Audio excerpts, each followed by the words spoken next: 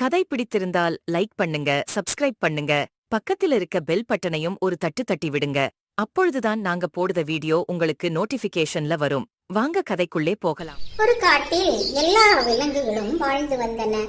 அங்கு வாழ்ந்த நரி ஒன்று ஒரு உணவகம் துவங்க முடிவு செய்தது.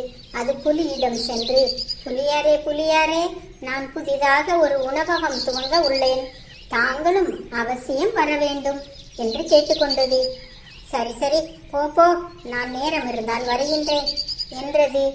எல்லா விலங்குகளும் வந்து சாப்பிட்டு விட்டு நன்றாக இருக்கின்றது என்று பாராட்டி சென்றனர். நரியாரின் நண்பன் முயலும் வந்து சாப்பிட்டு விட்டு, நண்பா, நீ எங்கிருந்து இதையெல்லாம் கற்றுக்கொண்டாய் என்று ஆச்சரியத்துடன் கேட்டது. ஆனால் நரியோ புலியின் வருகைக்காக காத்திருந்தது. இதை பார்த்த முயல், நண்பா, நீ யாருக்காவது காத்திருக்கின்றாயா என்று கேட்டது. ஆமாம் நண்பா, என் உணவகத்திற்கு புலியார் வருகின்றேன் என்று சொன்னார். ஆனாலும் இன்னும் வரவில்லை.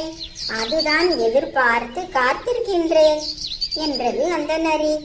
சிறிது நேரம் கழித்து புலி அங்கிருந்து வந்தது. ஏற்கனவே நிறைய மாமிசம் உணவை சாப்பிட்டு விட்டு தான் வந்தது. சேச்சே, இது என்ன உணவு, இப்படியா ஒரு உப்பு சப்பு இல்லாமல் இருக்கும் என்று கூறிவிட்டு சென்று விட்டது. இதையெல்லாம் அமைதியாக பார்த்து கொண்டிருந்தது அங்கிருந்த முயல். இந்த புலியாருக்கு கொழுப்ப பாரு, உணவு எவ்வளவு நன்றாக இருக்கின்றது, ஆனாலும் குறை கூறிவிட்டுத்தான் போகின்றது என்றாது முயல். நரிக்கு மிகவும் கவலையாக போய்விட்டது.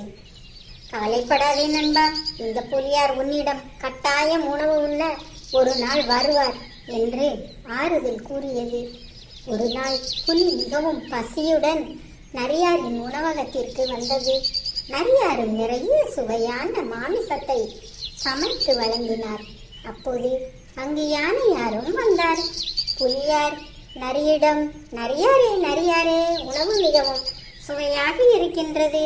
அப்போது அங்கிருந்த யானையார் புலியாரிடம், புலியாரே, அன்று வழங்கிய அதே உணவைத்தான் நரியார் இப்போதும் உங்களுக்கு வழங்கி இருக்கின்றார்.